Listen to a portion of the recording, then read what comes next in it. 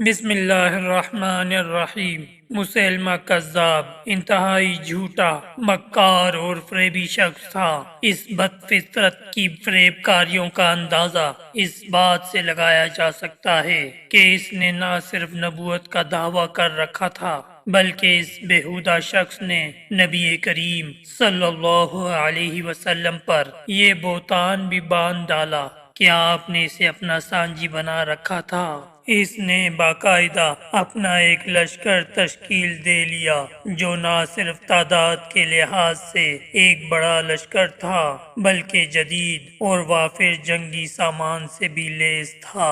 اصل میں اس کذاب کی سرکوبی کے لیے خلیفہ اول حضرت ابوبکر صدیق رضی اللہ تعالی عنہ نے حضرت اکرمہ رضی اللہ تعالی عنہ کو مقرر کیا تھا اور ان کی مدد کے لیے حضرت شرجیل رضی اللہ تعالی عنہ کو روانہ کیا تھا۔ ساتھ ہی یہ ہدایت بھی کی تھی کہ حضرت شرجیل رضی اللہ تعالی عنہ کے پہنچنے تک مسلمہ کذاب کے ساتھ جنگ نہ چھیڑی جائے، لیکن حضرت اکرمہ رضی اللہ تعالی عنہ نے جوش میں آ کر حضرت شرجیل رضی اللہ تعالی عنہ کے آنے سے قبل ہی مسلمہ کذاب کی فوج پر حملہ کر دیا۔ ایک تو حضرت اکرمہ رضی اللہ تعالی عنہ کے پاس فوجیوں کی تعداد بہت کم تھی، دوسرا وہ بہت زیادہ جنگی تجربہ بھی نہیں رکھتے تھے، جس کی وجہ سے حضرت اکرمہ رضی اللہ تعالی عنہ کو مسلمہ کذاب کے ہاتھوں شکست کا سامنا کرنا پڑا، بلکہ یہی غلطی حضرت شرجیل رضی اللہ تعالی عنہ نے دہرائی اور حضرت خالد رضی اللہ تعالی عنہ کے پہنچنے سے پہلے ہی دشمن سے جا ٹکرائے۔ اس لڑائی کا نتیجہ بھی شکست کی صورت میں ہوا۔ دو مسلمان سپہ سالاروں کو شکست دے کر ایک طرف تو مسلمہ کذاب اور اس کے لشکریوں کے حوصلے بڑھ گئے تھے، تو دوسری طرف اس نے دلیل دینا شروع کر دی تھی کہ اگر وہ نعوذ باللہ برحق نبی نہ ہوتا تو حضرت اکرمہ رضی اللہ تعالی عنہ اور حضرت شرجیل رضی اللہ تعالی عنہ جیسے جلیل القدر اصحاب اس سے ہرگز شکست نہ کھاتے۔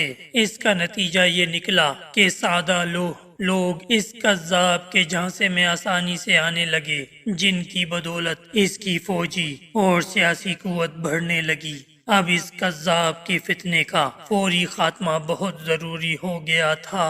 ان حالات کا اندازہ حضرت خالد بن ولید رضی اللہ تعالی عنہ کو بھی تھا، جنہیں اب خلیفہ اول کی طرف سے اس کذاب کے خاتمے کی ذمہ داری سونپی گئی تھی۔ اس لیے آپ برق رفتاری سے منزلوں پر منزلیں طے کرتے مسلمہ کذاب کے سر پر آ پہنچے۔ اقربہ مقام پر دونوں کی فوجیں آمنے سامنے تھی۔ جب مسلمہ کذاب کو حضرت خالد بن ولید رضی اللہ تعالی عنہ کے آنے کی خبر ہوئی تو وہ 40,000 فوجیوں کے ساتھ میدان جنگ میں اترا۔ حضرت خالد بن ولید نے ایک اونچی جگہ پر اپنے لشکر کو روک لیا، یہاں سے آپ دشمن پر اچھی طرح نظر رکھ سکتے تھے۔ مسلمہ کذاب نے اپنے لشکر کو 3 حصوں میں تقسیم کر دیا۔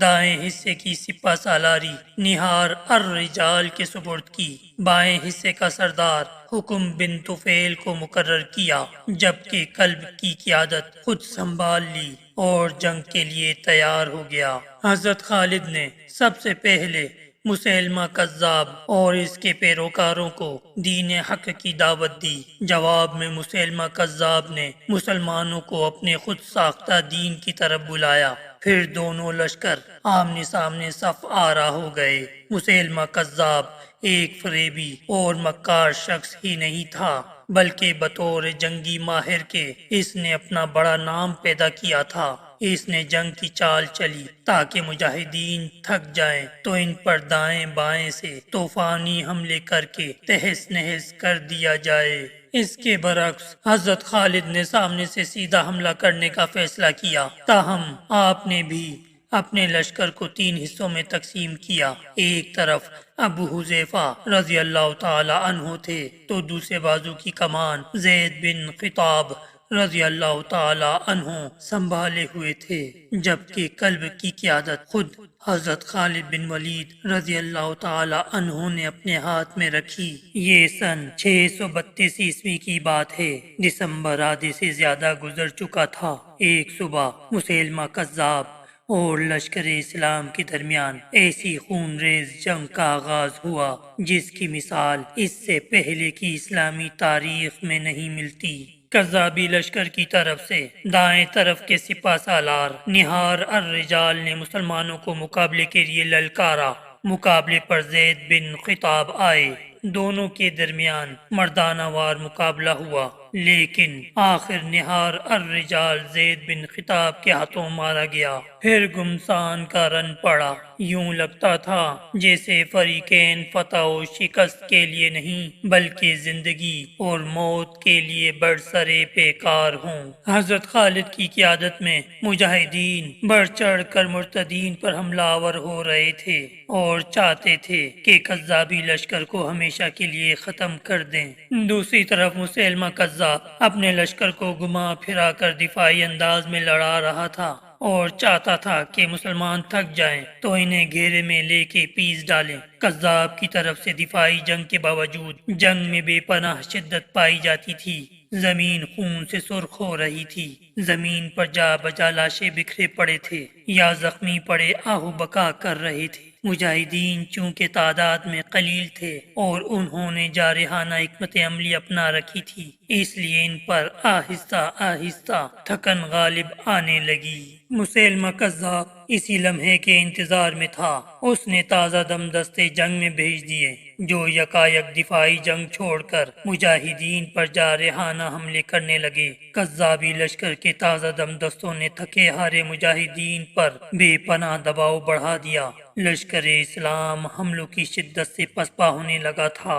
مسلمانوں کی پسپائی کی وجہ صرف یہ نہیں تھی کہ وہ تعداد میں کم تھے اور لڑتے لڑتے تھک چکے تھے۔ تاریخ گواہ ہے کہ مسلمانوں نے ایسی بے شمار جنگیں لڑی تھی جن میں دشمن کی تعداد ان سے کئی گنا زیادہ تھی، لیکن مجاہدین نے اللہ کے فضل سے انہیں شکست فاش دی۔ اس بار پسپائی کی ایک بڑی وجہ لشکر اسلام میں اختلاف کا پیدا ہونا تھا۔ اس موقع پر مہاجرین و انصار اس بحث میں پڑ گئے کہ ان میں سے زیادہ بہادر کون ہے۔ یہ وہ نازک وقت تھا کہ اسلامی لشکر دشمن کی طاقت سے زیادہ اپنی نا اتفاقی کے باعث تباہی کے دہانے پر پہنچ چکا تھا۔ دشمن کا دباؤ مسلسل بڑھ رہا تھا اور اسلامی لشکر میں شکست کے آثار پیدا ہونا شروع ہو گئے تھے۔ حضرت ثابت بن قیس رضی اللہ تعالی عنہ، حضرت زید بن خطاب رضی اللہ تعالی عنہ اور حضرت حذیفہ رضی اللہ تعالی عنہ جیسے بہادر اور نامور جنگجو بہادری کی نئی تاریخ رقم کرتے ہوئے جام شہادت نوش کر چکے تھے۔ اس لمحے وہ شخص آگے بڑھا جس کے بارے میں عرب کہا کرتے تھے کہ وہ جنگ کا پانسا پلٹنے اور ہاری ہوئی جنگ جیتنے میں بے مثال ہے۔ حضرت خالد بن ولید نے اس نازک صورتحال میں اپنے حواس کو برقرار رکھا۔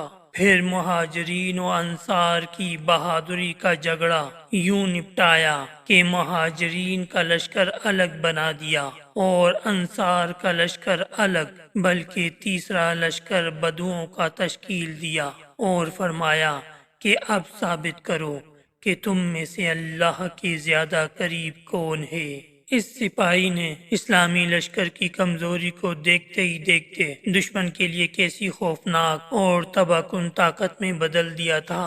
پھر آپ مسلمانوں سے یوں خاطب ہوئے: اللہ کے مجاہدوں، ہم نے میدان جنگ میں باہمی اتحاد کو نظر انداز کیا ہے۔ کوئی نہیں بتا سکتا کہ تم میں سے کون بہادری سے لڑا اور کون پہلے بھاگا، مہاجر، انصار یا بدو۔ اب میں نے تینوں کو الگ الگ کر دیا ہے۔ بہادری اور بزدلی کا فیصلہ تانا زنی سے نہیں، میدان جنگ میں ہوگا۔ اٹھو اور دشمن پر جوابی حملہ کرو۔ اگر ایک گروہ پر دشمن کا دباؤ بڑھ جائے تو دوسرا اس کی مدد کرے۔ ہمیں آج ثابت کرنا ہے کہ مسیلمہ کی نبوت جھوٹی ہے۔ یاد رکھو، اگر آج ہم شکست کھا گئے تو جھوٹی نبوت تم پر مسلط ہو جائے گی۔ ہم مسیلمہ کے غلام اور ہماری عورتیں مرتدین کی لونڈیاں ہوں گی۔ حضرت خالد بن ولید کے خطاب کے بعد تمام لشکر نے قسمیں کھائیں کہ وہ آخری دم تک دشمن سے لڑیں گے۔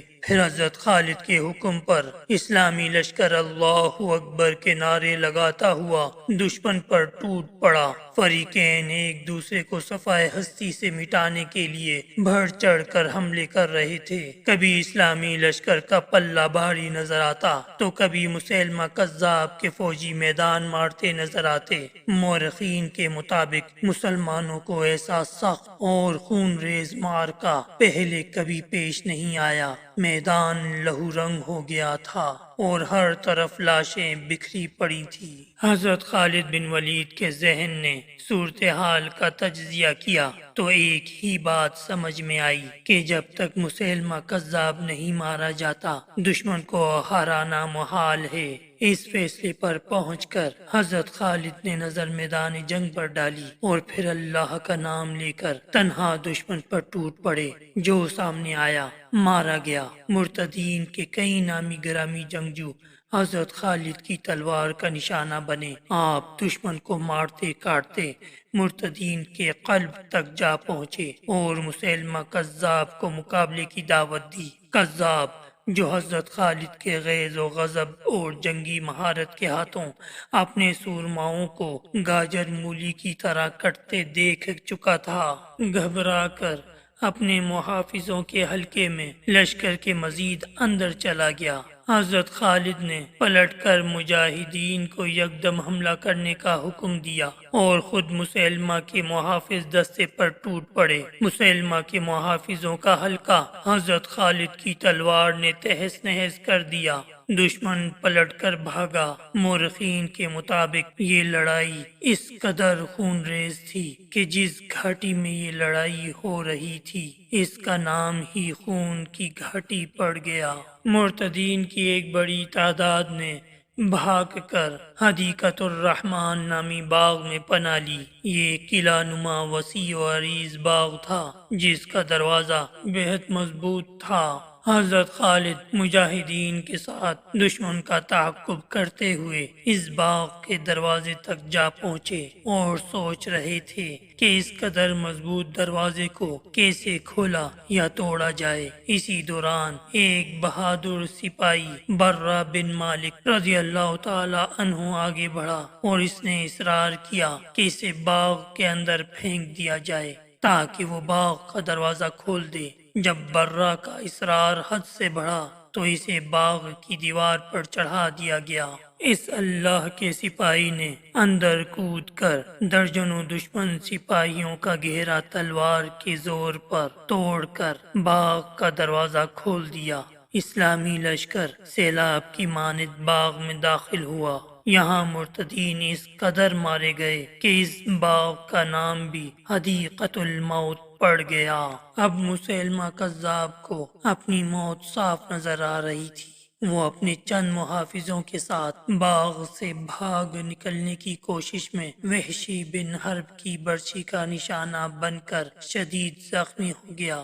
کذاب اپنے پیٹ سے برچھی نکالنے کی کوشش کر رہا تھا کہ ابو دجانہ نے آگے بڑھ کر تلوار کے ایک ہی وار سے اس کا سر تن سے جدا کر دیا، جسے دیکھ کر مرتدین کا بچا کچا لشکر بھی سر پر پاؤں رکھ کر بھاگ کھڑا ہوا اور یوں تاریخ اسلام کی خون ریز ترین جنگ ختم ہو گئی جو حضرت خالد کے فوجی کارناموں میں سے ایک یادگار کارنامے کا اضافہ کر گئی۔